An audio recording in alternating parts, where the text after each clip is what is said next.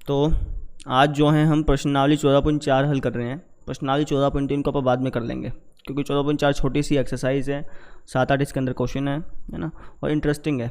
14.3 में टाइम लगेगा, 2 से 3 दिन लग ही जाते हैं सॉल्व करने में। तो इसका सबसे पहले कंसेप्ट समझ लेते हैं, उसके बाद फिर क्वेश्चन आंसर करते हैं। तो इसके अंदर जो है हमने 3 चीज़ें पढ़नी है, एक माध्य, दूसरा माध्यक और तीसरा बहुलक। तो पहले इनको समझते हैं, फिर आप क्वेश्चन स्टार्ट करते हैं। पहला आता है अपना माध्य। तो माध्य का क्या मतलब है? माध्य का सिंपल भाषा में मतलब है एवरेज। ठीक है, क्या इसकी एवरेज है। जैसे अगर भाई किसी के घर में मोटरसाइकिल है तो ऐसे बोल देते हैं ना कि भाई इस मोटरसाइकिल की कितनी एवरेज है ना, गाड़ी की इतनी एवरेज है। तो वही सेम टू सेम मतलब माध्य का है। ठीक है, एवरेज कह लो, औसत कह लो, माध्य कह लो, इन तीनों का मतलब सेम है। एग्जांपल समझना, जैसे कोई बैट्समैन है ना, बैटिंग करने आता है, तो बैटिंग करने आता है तो उसके नीचे स्कोर कार्ड लिखा होता है ना उसका, भाई उसने कितने रन मारे हैं, कितने मैच खेले हैं, कितना इसका स्ट्राइक रेट रहा है और कितना इसकी औसत रही है, कितनी इसकी एवरेज रही है। तो एवरेज क्या बताती है? एवरेज बताती है कि ये बैट्समैन जो है ये कैसा खेलता है। जैसे मान लो कि विराट कोहली है, बैट्समैन है और ये बैटिंग करने के लिए आता है। इसका स्कोर कार्ड में दिखा रखा है कि भाई इसने मैच खेलने हैं मान लो 5, रन बनाए हैं इसने मान लो 300। ठीक है, तो इसका एवरेज बता देगा वो। एवरेज क्या होगा? एवरेज होगा इसका 300/5 यानी 60। 60 एवरेज का मतलब क्या है? 60 एवरेज का मतलब है कि ये बैट्समैन हर एक मैच में लगभग 60 रन मारता है ना। आने वाले मैच में 60 रन तो मार ही रहा है, ऐसे ये मतलब हो जाता है। औसत का मतलब हमें पता चल गया। और ज़रूरी नहीं कि 60 रन मारे हो तभी जाके 5 में 300 हुए, नहीं। हो सकता है किसी में 100 मारे हो, किसी में 0 पे भी आउट हुआ हो, लेकिन इसका औसत जो है ना वो 60 आ गया। बात समझ में आ रही है? तो ये मतलब होता है माध्य का। अब माध्य निकालते कैसे हैं वो समझ लो। भाई जैसे मान लो आपको आंकड़े दे दिए, मैंने आपको कह दिया कि यार मेरे पास ये डाटा है 5 4 3 2 4 3 मान लो, चलो ठीक है, ये मेरे पास डाटा है। ठीक है, मुझे जो है इसका एवरेज बताओ। मान लो रन है, किसी विराट कोहली के रन मान लो, ठीक है 5 मैचेस के, मुझे इसका एवरेज बताओ विराट कोहली का। तो कैसे बताओगे? इन सबको जोड़ लोगे, इन सबको जोड़ लेंगे और भाग कर देंगे आपका जितने अंक ये हैं। कितने अंक हैं? 5, तो 5 से भाग कर देंगे, है ना। जब भी माध्य निकालना हो तो क्या करोगे? आंकड़ों को जोड़ोगे, बोलना है आपको एक बार मेरे साथ, आंकड़ों को जोड़ेंगे, फिर जितने आंकड़े हैं उससे ही भाग कर देंगे। ठीक है, माध्य निकालने का तरीका पता चल गया। आंकड़ों को जोड़ेंगे, आंकड़ों को जोड़ेंगे और जितने आंकड़े थे उससे ही भाग कर देंगे तो आपका माध्य निकल आएगा।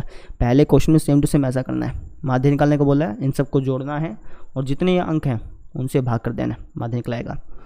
तो ये जैसे हो जाएगा 90 120 140 30 170 हो गया मेरे ख्याल से।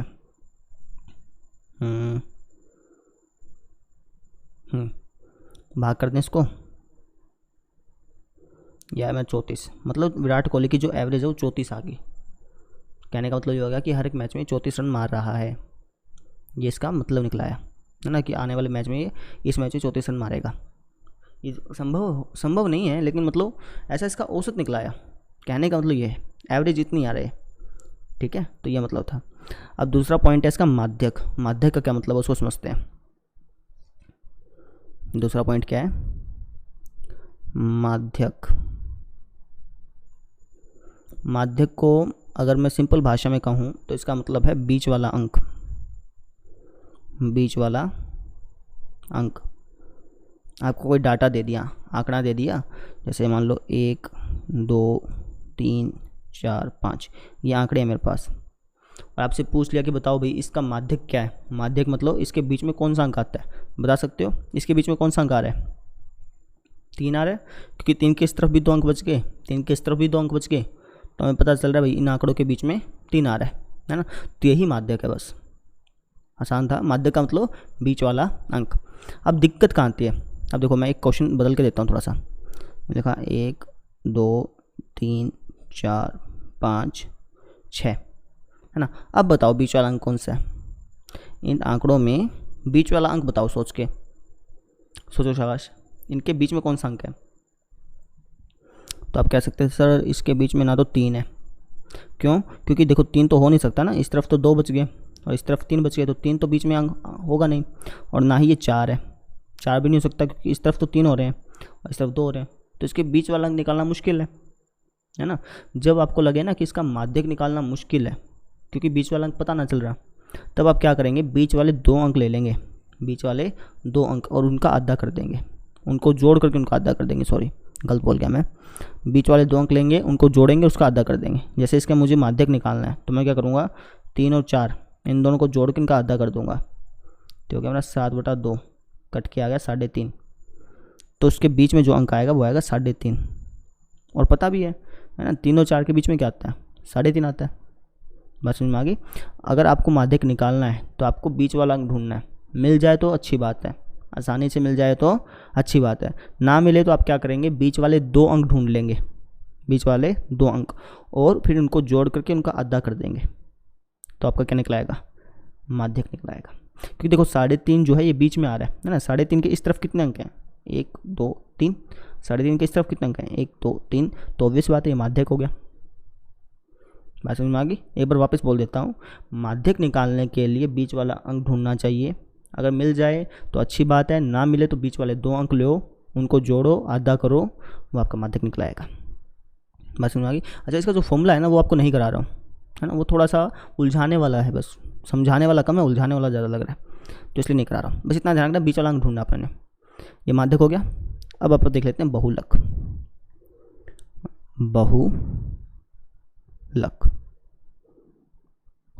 बहुलक का मतलब है बहुत बार आया हुआ अंक, बहुत बार आया हुआ अंक। भाई आंकड़ों में जौन सा अंक बार बार आया हुआ है वो बहुलक है।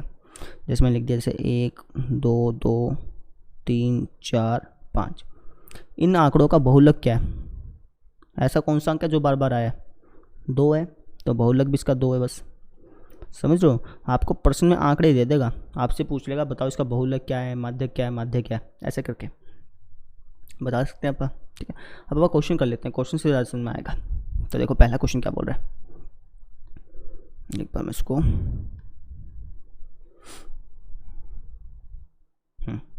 तो पहला क्वेश्चन अपना ये था। ठीक है, तो क्या बोला गया है कि एक टीम ने फुटबॉल के 10 मैचों में निम्नलिखित गोल किए। भाई पहले मैच में 2 गोल करे, दूसरे में 3, फिर 4, फिर 5, फिर 0, ऐसे करते करते 10 मैचों का अपने पास स्कोर है उसका। हमें माध्यक और बहुलक निकालना है, तो कैसे निकालेंगे। अच्छा, एक बात बतानी भूल गया मैं आपको, जब भी आपको माध्यक और बहुलक निकालना हो ना, सबसे पहले एक काम करो, उसको आरोही क्रम में लिख लो, मतलब बढ़ते हुए क्रम में। ठीक है, ताकि आसानी हो जाए, बहुलक निकालने में तो आसानी हो जाए, और माध्यक के लिए तो कंपलसरी होता है कि आपको सबसे पहले उसको आरोही क्रम में लिखना ही लिखना है, नहीं तो गलत आंसर आ जाएगा माध्यक में। ठीक है, तो आप एक काम करते हैं, पहले लिख लेते हैं इसको आरोही क्रम में लिखने पर, आरोही मतलब बढ़ते हुए क्रम में, आरोही क्रम में लिखने पर। तो सबसे पहले अंक आएगा आपका 0, 0 सबसे छोटा है, उसके बाद 1, फिर 2, फिर आपके आएंगे 3 3 3 3, फिर 4 4, और फिर 5, ऐसे करके आएगा। 3 3 6 3 9 और 1 10, हाँ 10 हो गए। अब आप इसका माध्यक और बहुलक निकाल लेते हैं फटाफट से। माध्य का क्या मतलब बताया था, माध्य का क्या मतलब बताया था कि सभी को जोड़ लो और जितने अंक हैं उनसे भाग कर दो। तो माध्य निकालने के लिए हम क्या करेंगे, इन सबको जोड़ लेंगे, ऐसे करके लिख लेना, है ना, टीचर को पता चल जाए भी आपने जोड़ के देखा है, देखो कई बार पता नहीं चलता हुआ, तो ऐसे करके लिखवाया जाता है। तो ऐसे करके लिख लेना और फिर भाग कर देना। कितने अंक हैं, टोटल कितने हैं, 10 है ना, तो 10 से भाग कर देना। तो 5 4 9 और 4 13 और 3 16 और 3 19 और 3 22 और 3 25 और 2 27 और 1 28, ये आएगा 28 आपका बटे में 10, ये आ गया आपका 2.8 पॉइंट लग गया, ये आपका माध्य निकलाया। अब आप इसी तरीके से माध्यक निकाल लो। माध्य का क्या तरीका था, बीच वाला अंक, है ना, तो इसके बीच में देखो कौन सा अंक है, भाई इसके बीच में ये तो नहीं है, ये वाला देखें, देखो इसके इस तरफ कितने बच गए, 2 3 4 बच गए, इस तरफ 2 3 4 5 5 के, ये तो नहीं हुआ। अच्छा ये वाला देख लो, कभी ये हो, भाई इसके इस तरफ कितने बच गए, 1 2 3 4 5, इसके इस तरफ 1 2 3 4, ये भी नहीं है। यानी दिक्कत आ रही है माध्यक निकालने में। जब आपको दिक्कत आए, तुमने क्या कहा कि भैया बीच वाला अंक मिल जाए तो अच्छी बात है, कोई दिक्कत नहीं। अगर ना मिले तो बीच वाले 2 अंक ले लो। तो ये दोनों बीच वाले 2 अंक हैं ना, बीच वाले अंक हैं, क्योंकि इस तरफ भी 4 बचा हुआ है, इस तरफ भी 4 बचा हुआ है। बीच वाले 2 अंक ले लिए, उनको जोड़ करके उनका आधा कर दो। तो अगर माध्यक निकालना है तो कैसे निकलेगा, बीच वाले दोनों अंकों को जोड़ा, उनका आधा किया, मतलब ये अपना आ गया 3। तो इसका जो माध्यक है, इस पूरी की पूरी आंकड़े का जो माध्यक है वो 3 है, क्योंकि ये इसके बीच में आया, इसके बीच में एक अंक आएगा 3, है ना, तो वो इसका माध्यक हो गया। क्योंकि 3 के इस तरफ कितने अंक हो गए, 1 2 3 4 5, और इस 3 के इस तरफ कितने अंक हो गए, 1 2 3 4 5, तभी ये जो 3 है ना, ये माध्यक बना। माध्यक का मतलब उसके बीच में आना चाहिए। अब अपने को बीच में तो पता चल ही नहीं रहा था ना, हमने क्या किया, 2 अंकों को जोड़ा, उनका आधा कर दिया, तो उनके बीच वाला अंक हमें पता चल गया है। उन दोनों को जोड़ के उनका आधा कर दो तो बीच वाला पता चल जाएगा। तो इसलिए ये माध्यक अपना 3 आ गया। ये 3 है, कभी आप सोचो ये 3 है ना, अलग से 3 है, ये लिखना नहीं होता, वैसे यहाँ पे समझाने के लिए था। फिर अगला आता है अपना बहुलक। बहुलक का मतलब क्या बताया था, जो सा अंक सबसे ज़्यादा बार आ रहा हो, तो बता दो कौन सा अंक आ रहा है सबसे ज़्यादा बार। तो भाई इसके अंदर कौन सा आ रहा है, 3 ही आ रहा है, तब कहोगे बहुलक आ गया हमारा 3। बात समझ में आ गई। इसको लिखना नहीं है, कभी आप लिख दो, इसको सिर्फ समझाने के लिए था ये, ठीक है, कर लोगे। अब देख लेते हैं पर दूसरा क्वेश्चन। दूसरा देखो, अब बोल रखा है कि गणित की परीक्षा में 15 विद्यार्थियों ने 100 में से निम्नलिखित अंक प्राप्त किए। भाई किसी के 41 आए, किसी के 39, किसी का 48, किसी का 52, ऐसे करते करते हमारे पास ये डाटा है। हमें क्या करना है, माध्यम, माध्यक और बहुलक निकालना है। बिल्कुल सेम टू सेम वैसा है, पहले आप खुद ब खुद ट्राई कीजिए, है ना, जितना आप खुद ट्राई करेंगे उतना ज़्यादा समझ में आएगा। तो मैं काम कर लेता हूँ, पहले आंकड़ों को आरोही क्रम में लिख दूँ। तो आंकड़ों को आरोही क्रम में लिखने पर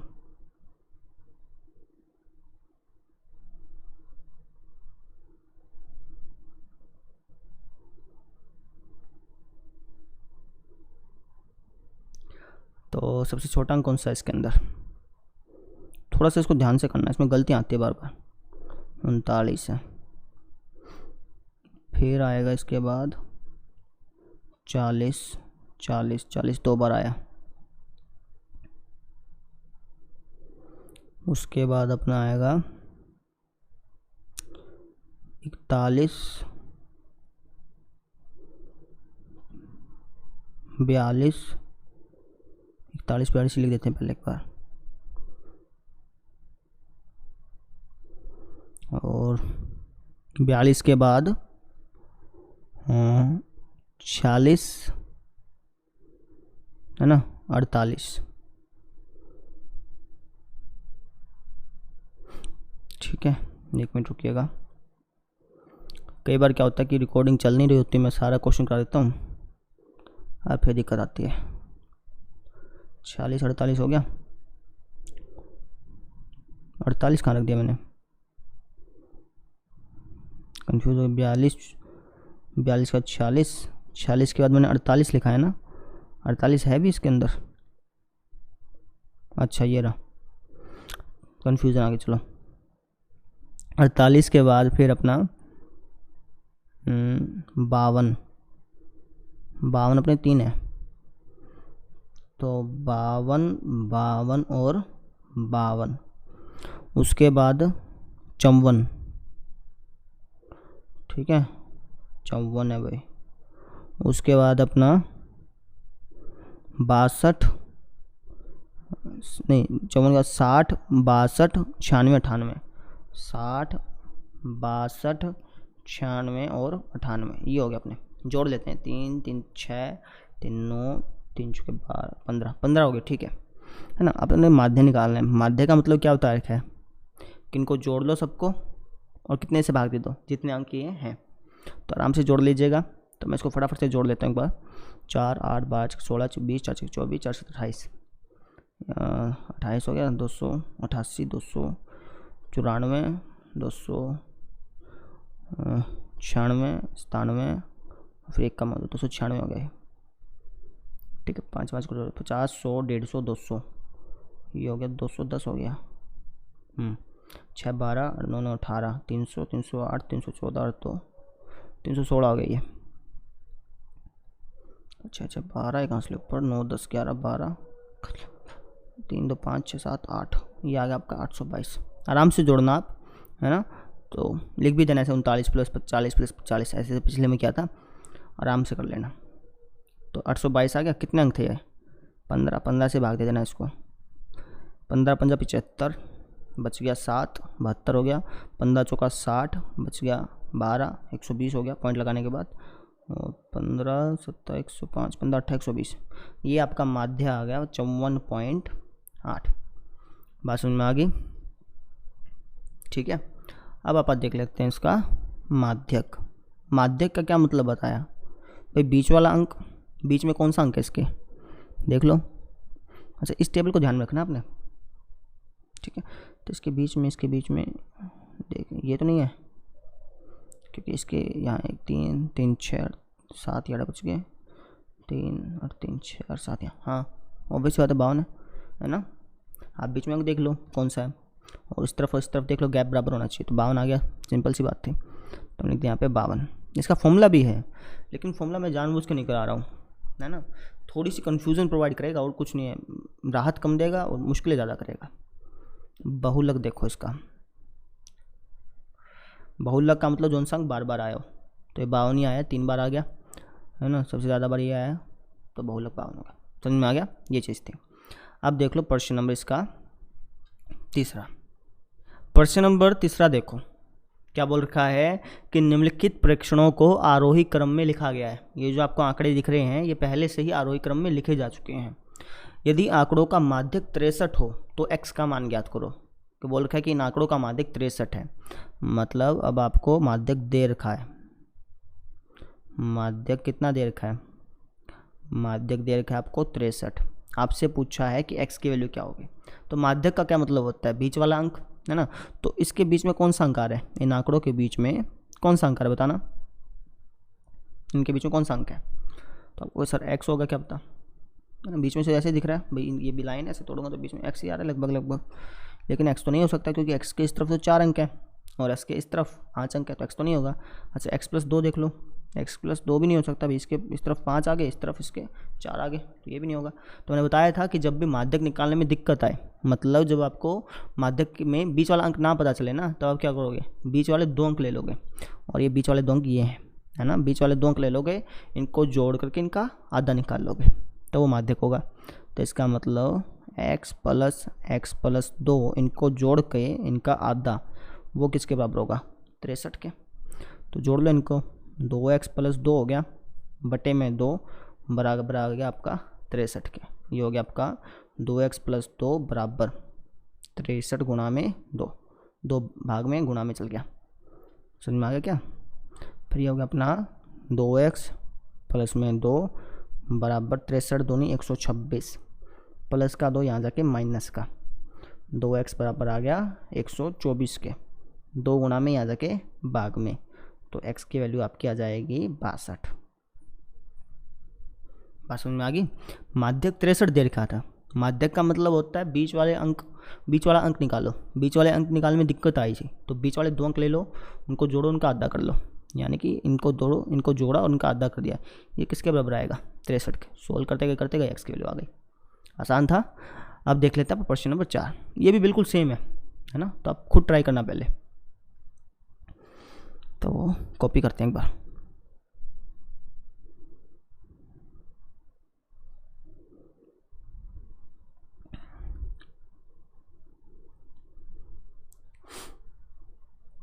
तो देखो क्या बोल रखा है, आंकड़े हैं ये, है ना, इनका बहुलक ज्ञात करो।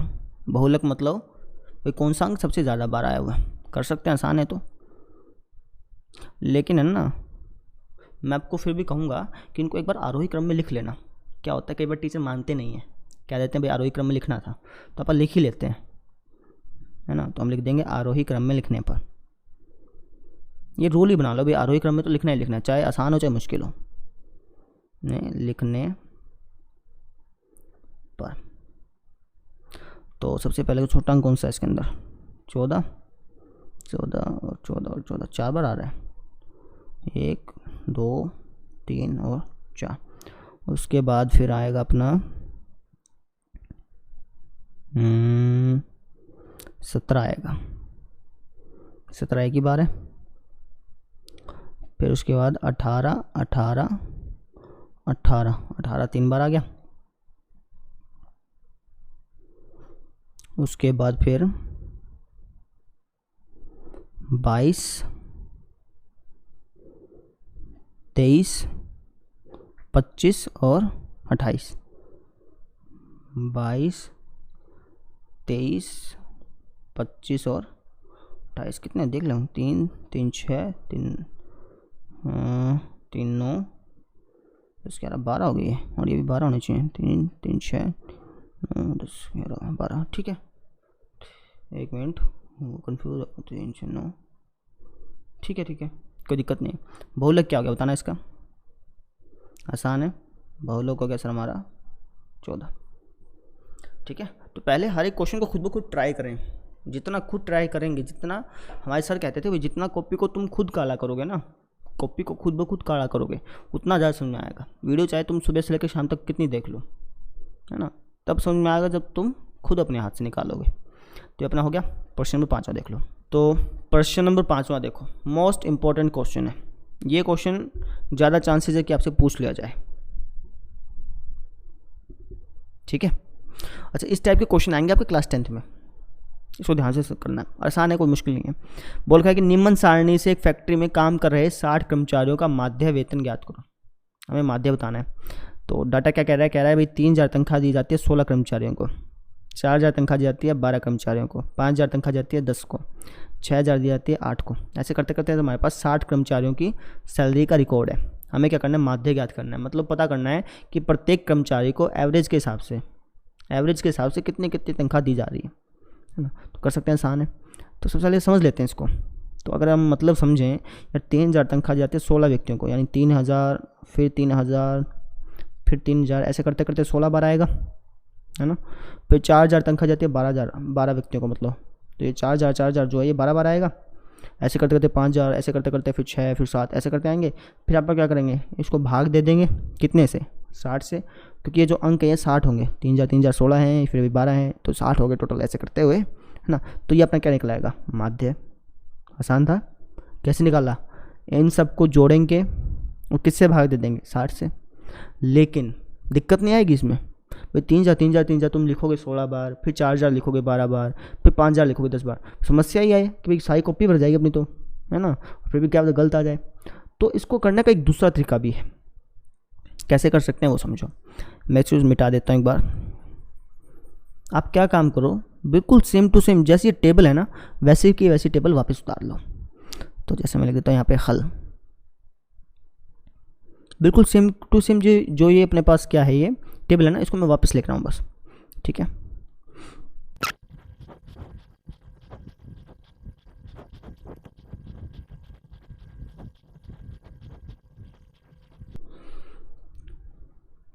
तो मैंने क्या किया, मैंने पूरी की पूरी जो टेबल थी ना वापस लिख दी बस, ठीक है। तो एक काम करता हूँ मैं, इसको वापस यार वेतन रुपयों में कर्मचारी की संख्या इतना लिखने के बजाय छोटे फॉर्म में लिख देता हूँ। जैसे मैं इसको कह दूँगा XI, कुछ भी कह सकते, ऐसे नहीं XI क्या आना है, लेकिन जनरली हम XI क्या बोल देते हैं इसको, ठीक है। और इसको मैंने कह दिया FI, क्या लिखा मैंने इसको, XI, इसको लिखा FI, ठीक है। तो अब अपने क्या करना है, इसकी और इसकी मल्टीप्लाई करनी है, मतलब FI की XI से मल्टीप्लाई करनी है। 16 की 3000 से, 12 की 4000 से, 10 की 5000 से, है ना। मल्टीप्लाई क्यों करें, ध्यान से समझना। मैंने आपको क्या कहा, माध्य कैसे निकालते हैं, आपको ऊपर सभी जो अंक थे उनको जोड़ना था और 60 से भाग देना था, है ना। यानी 3000 ऐसे करते करते कितने अंक थे, वो 16 थे, यानी 3000 को 16 बार जोड़ना था, या फिर आप कह दो 3000 की 16 से गुणा करनी थी, बात तो सेम ही है। तो अगर मैं यहाँ पर 48000 लिख दूँ तब भी कोई दिक्कत नहीं है, समझ रहे हो। मैंने आपको क्या कहा कि माध्य निकालने के लिए आपको क्या करना पड़ेगा, जो ये 3000 थे इसको 16 बार लिख करके ऐसे जोड़ना पड़ेगा। तो एक काम कर सकते हैं ना, 3000 की 16 से गुणा कर दें, ठीक है। ऐसे ही 4000 की 12 से गुणा कर दें, ठीक है। ऐसे 5000 की 10 से गुणा कर दें, और फिर एक काम करें, इन सबको जोड़ दें, कम दिक्कत आएगी। तो मैं क्या करता हूँ, इन सबकी गुणा कर लेता हूँ। तो ये हो जाएगा 12 चौका 48, 5 है 50000, 8 छक 48000, ठीक है। 7 छक 42000, 8 चौका 32000, 9 27,000, 10,000 एकम 10,000। बात समझ में आ रही है? जोड़ गुणा क्यों कर रहे हैं? ताकि आप इनको जोड़ सके। अब अपन ने क्या करना है, इसको जोड़ना है, इसको जोड़ना है। तो मैं यहाँ पे एक और बॉक्स बनाता हूँ, यहाँ पे अपन लिख देंगे कुल। कुल ये तो हो गया भाई अपने 60, ठीक है। इनको जोड़ोगे तो आपका आएगा 3,05,000, 3,05,000, ठीक है। तो ये अपने पास रिकॉर्ड आ गया। अब मुझे क्या निकालना था, माध्य। तो आसान है, माध्य का मतलब क्या था कि आप इन सबको जोड़ो, 3,000 3,000 3,000 4,000 4,000 ऐसे ऐसे करके इन सबको जोड़ो, वो तो पता चल गया कितना है, 3,05,000, 3,05,000। और भाग दे दो किससे, 60 से, क्योंकि इसको भी तो आप 60 से भाग देते, तो आप किससे भाग दे दोगे, 60 से, है ना। तो इसको सोल्व करो तो आपका आंसर आ जाएगा। बात समझ में आ गई?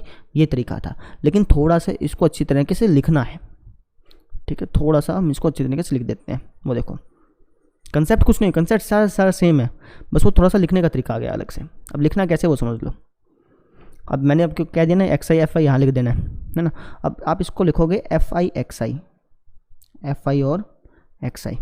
क्यों? क्योंकि आपने क्या किया, FI की XI से मल्टीप्लाई ही तो की, 16 की 3,000 से मल्टीप्लाई तो की है, 12 की 4,000 से मल्टीप्लाई तो की है। तो हमने कहा कि FI XI मतलब कुछ नहीं लिखा तो इनके बीच में मल्टीप्लाई होगी, FI और XI की मल्टीप्लाई, तो ऐसे कर लिया, है ना।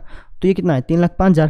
3,05,000 क्या है, इस FI XI का जोड़, जो FI XI आपने निकाले हैं ये 48,000 48,000 50,000 50,000, तो इन सब का अगर मैं जोड़ूँ तो कितना आया, 3,50,000। तो इसको आप ऐसे डायरेक्टली मत लिखना, है ना, थोड़ा सा अच्छी तरीके से लिख देना। आप कह देना कि भैया मुझे क्या करना है, मुझे FI XI के जोड़ को, FI XI के जोड़ को भाग देना है FI से। बात समझ में आ रही है? FI XI के जोड़ को, जोड़ कितना आया है, 3,05,000, इसको भाग देना है FI के जोड़ से। FI का जोड़ कितना है, 60 से। बस ये लिखने का तरीका है और कुछ नहीं है। अच्छा ये जो चीज़ लिखी है ना, ये ग्रीक लेटर है, जैसे अपनी हिंदी भाषा है वैसे ग्रीक भाषा है, वहाँ पर ऐसे लिखा जाता है, ठीक है। इसका मतलब होता है सम्मिशन, सम्मिशन मतलब जोड़, ठीक है। तो इसको ऐसे करके लिख दिया बस, और कुछ नहीं है। तो FI XI का जोड़ कितना था, 3,05,000, FI का जोड़ कितना था, 60, तो इसको भाग कर दो, आपका आंसर आ जाएगा। तो ये कुछ जो है ये आएगा आपका 6×5 30, 0 से 0 काट ही दो, ये बच गया 0 पर जाएगा, 50 हो गया, 7×6 42, कितना पे जाएगा, 48 पे जाएगा, 3 फिर 0.33 ऐसे जाएगा। ये आपका बचेगा 5,083.33, ये आपका माध्य आ गया। बात समझ में आ रही है? हमने क्या किया, यहाँ पर लिखा XI, यहाँ पर लिखा FI, इनकी मल्टीप्लाई कर दी, इनको जोड़ा FI XI को, FI को जोड़ा, ये भाग दिया, हमारा आंसर आ गया, है ना। ये कुछ नहीं है, ये सिर्फ फॉर्मूला है, लिखने का तरीका है। FI XI की जगह कुछ और लिख सकते थे आप, चाहो तो यहाँ पे Y, यहाँ पे X ऐसे कर सकते थे, XY फिर मल्टीप्लाई हो जाते हैं। बस ये लिखने का तरीका है और कुछ नहीं है। कभी आप सोचो यार ये तो पहाड़ जैसा कुछ सिस्टम, नहीं कुछ भी नहीं है, सिर्फ लिखने का तरीका ढंग है। बात समझ में आ गई ना? इस टाइप के एग्जाम्पल है वो जरूर कर लेना, ठीक है, थोड़ा और कंसेप्ट आपको क्लियर हो जाएगा, ठीक। तो अब आप क्वेश्चन नंबर 6 करते हैं। प्रश्न नंबर 6 देखना, बहुत ही इंटरेस्टिंग क्वेश्चन है। इस टाइप का क्वेश्चन कभी भी एग्जाम में नहीं आएगा जहाँ तक मुझे लगता है, लेकिन क्वेश्चन जानबूझ के दिया गया NCERT ने, ताकि आपका दिमाग खुल जाए कि माध्य, माध्यक और बहुलक असल में है क्या चीज़। बोला क्या है कि निम्न स्थिति पर आधारित एक उदाहरण दो, एग्जाम्पल दो, एक ऐसा उदाहरण दो जहाँ पर माध्य ही केंद्रीय प्रवृत्ति का एक उपयुक्त माप हो। मतलब क्या है कि ना, एक ऐसी सिचुएशन बतानी है जहाँ पर माध्य निकालना सबसे सही रहता हो, ठीक है ना। माध्य जो है उस सिचुएशन की सही पिक्चर को बताता हो, ठीक है। और दूसरा बोला है कि जहाँ पर माध्यक सही रहता हो, ठीक है। एग्जाम्पल से समझना, जैसे पहले मैं एग्जाम्पल ले लेता हूँ पहले का। जैसे मान लो कि एक कंपनी है, ठीक है ना, और कंपनी में जो है मान लेते हैं 4 कर्मचारी काम करते हैं, प्रत्येक कर्मचारी की तनख्वाह है 2-2 हज़ार रुपये, बहुत कम है ना। 2-2 हज़ार रुपये पर महीने में कैसे गुजारा चलेगा। तो फिर भी अपन मान लिया भाई 2-2 हज़ार रुपये 4 कर्मचारियों की तनख्वाह है, और एक कर्मचारी जिसकी तनख्वाह है 50,000 रुपये, ऐसे मान लो, ठीक है। तो अगर मैं आपसे कह दूँ भैया इसका माध्य निकाल लो, इसका एवरेज क्या है भाई, प्रत्येक कर्मचारी को एवरेज के हिसाब से कितनी कितनी तनख्वाह मिलती है, तो इसका माध्य कैसे निकलेगा। ये हो जाएगा 2,000 + 2,000 + 2,000 + 2,000 + 50,000, मतलब ये हो गया अपना 58,000 बटे में 5, तो ये हो गया अपना 5 कम 5, 5 कम 5, 5 का 30, 600, यानी प्रत्येक कर्मचारी को एवरेज के हिसाब से 11,600 रुपये तनख्वाह मिलती है। कहने का मतलब ये है। लेकिन क्या आप मुझे बताओ, क्या प्रत्येक कर्मचारी को 11,600 रुपये तनख्वाह मिलती है? नहीं भाई, थोड़ा बहुत अंतर तो चल जाता भाई। 11,600 अगर माध्य आया है तो इसका मतलब यार 10-12 हज़ार तनख्वाह मिलती होगी। नहीं, यहाँ पे तो देखो कितना अंतर है, इसको 2,000 मिल रहा है, इसको 2,000, इसको 2,000, इसको 2,000, तो अंतर तो बहुत ज़्यादा है। यानी इस स्थिति में माध्य ने गलत पिक्चर प्रेजेंट की है। समझ रहे हो ना? ये माध्य क्या बता रहा है? माध्य बता रहा है कि हर एक कर्मचारी को 11,600 रुपये तनख्वाह औसतन मिलती है, एवरेज के हिसाब से मिलती है। लेकिन ऐसा तो है ही नहीं, यहाँ पर 2,000 मिल रही थी, है ना। ये अगर ऐसे कह देता, माध्य कह देता भाई प्रत्येक कर्मचारी को 4,000 तनख्वाह मिलती है, तब भी आप मान लेते हैं, तब भी आप चलो कोई बात नहीं, थोड़ा बहुत ऊपर नीचे चलता है। लेकिन इतना का गैप थोड़ी होता है। तो इस स्थिति में माध्य ने सही जानकारी नहीं दी। तो ये तो आपका हो गया दूसरा होगा। ये तो पहले में तो अपने ने बताना है कि माध्य सही हो, दूसरे में बताना है कि माध्य सही नहीं हो, माध्यक सही हो। जैसे इसने माध्य ने तो गलत जानकारी दी ना, अगर मैं इसका माध्यक निकालता तो माध्यक मुझे सही जानकारी दे देता। माध्यक निकालूंगा तो माध्यक क्या आएगा मेरा? 2,000। तो यहाँ पर माध्यक ने सही जानकारी दी भाई, माध्यक मतलब बीच वाला अंक क्या है? 2,000 है, ठीक है ना। तो अपन मान लेते हैं यार भाई 2,000 रुपये तनख्वाह मिल रही है, तो ये कहीं ना कहीं सही भी बैठ रहा था। लेकिन माध्य तो बिल्कुल ही गलत बैठ रहा था। कहने का मतलब ये है सिर्फ, ठीक है। तो ये दूसरा हो गया। अब पहला देखो, पहले में क्या बोला है कि माध्य ही केंद्रीय प्रवृत्ति का उपयुक्त माप हो। मतलब एक ऐसा उदाहरण दो जहाँ पर माध्य ने सही पिक्चर दे रखी हो। तो अब वही समझो भाई, एक ऑफिस है जिसके अंदर कर्मचारी लगे हुए हैं और एक की तनख्वाह 2,000 है, एक की तनख्वाह 3,000 है, एक की फिर 2,000 है, एक की 3,000 है, ऐसे करके मान लो, ठीक है। अब आपको इसका माध्य निकालना हो ना, तो यहाँ पर माध्य सही जानकारी दे देगा। 3 2 5 6 7 8 9 10 बटा 4, तो ये आ गया आपका 2,500 आ गया। यानी कि हर एक कर्मचारी को औसतन 2,500 रुपये तनख्वाह मिलती है। और आप देख के बता भी सकते हो यार, 2,000 2,500 ऐसे ही मिलती है ना, 2-3 हज़ार, मतलब 2,500 तनख्वाह मिल रही है। यानी यहाँ पर माध्य ने सही पिक्चर दे दी। समझ रहे हो? यहाँ पर माध्य ने सही पिक्चर दे दी, ये कहने का मतलब था। बात समझ में आ गई? यहाँ पे आप माध्यक निकालते ना, तो माध्यक भी सही पिक्चर देता। माध्यक जो है वो क्या आता है इसका आता 4 अंक है ना, तो 2,500 ही आता है इसका माध्यक जब निकालते तो आप आरोही क्रम में करके। बात समझ लो? लेकिन प्रश्न पूछा नहीं था, आप करेंगे क्यों? ठीक है, तो ये मतलब था इसका। मतलब ऐसी 2 सिचुएशन पूछी थी जहाँ पर एक में तो माध्य सही दे और एक में माध्यक सही दे। कहने का मतलब ये था, ठीक। अब ये अंतर आ क्यों रहा है इसको भी समझ लो। जहाँ पर डाटा के अंदर गैप बहुत ज़्यादा हो, वहाँ पर माध्य कभी सही चीज़ बताएगा ही नहीं। जैसे इसके अंदर गैप कितना है, यहाँ पर 2,000 तनख्वाह है, यहाँ पे 50,000 तनख्वाह है, तो गैप ज़्यादा हो गया ना। गैप ज़्यादा हो तो माध्य सही तरीका नहीं होता। और जहाँ पर गैप थोड़ा मोटा हो ना, जैसे 2,000 3,000 2,000 3,000 1,000 का गैप है, कोई ज़्यादा नहीं है, तो उस टाइम माध्य जो है आपको सही पिक्चर दे देता है। बात समझ में आ रही है? अभी आप कर क्यों रहे हैं ये समझ लो भाई। जैसे अपन देश की जीडीपी निकालते हैं, जीडीपी आपने सुना होगा, देश की जीडीपी, उसको समझना, उसको कभी देखना, नेट पे देख लेना कि जीडीपी कैसे निकाली जाती है। ठीक है, जीडीपी कैसे निकाली जाती है, या फिर आय पर इनकम कैसे निकाली जाती है भाई, प्रत्येक की इनकम क्या है, औसत का यूज़ देखना। आप खुद सर्च करना कि यार एवरेज कहाँ कहाँ यूज़ होता है, तब आपको पता चलेगा कि यार कहाँ पे हम माध्य निकालते हैं, कहाँ पे हम माध्यक निकालते हैं। ठीक है, तो ये कंसेप्ट बहुत बड़ा है। मैं आपको पहले बताया था, सब्जेक्ट स्टार्ट करने से पहले ये जो है आपका 14 चैप्टर स्टार्ट करने से पहले बताया था कि ये कोई छोटा मोटा चैप्टर नहीं है, ये पूरा का पूरा एक बुक है। समझो, पूरा एक टॉपिक है ये। अभी तो सिर्फ आप इसका मतलब सागर में बूंद पकड़ रहे हो, सागर तो बहुत बड़ा है। कहने का मतलब ये है ना। तो ये चीज़ थी, बस बात समझ में आ गई, क्लैरिटी आ गई। तो ये चीज़ थी, समझ गए।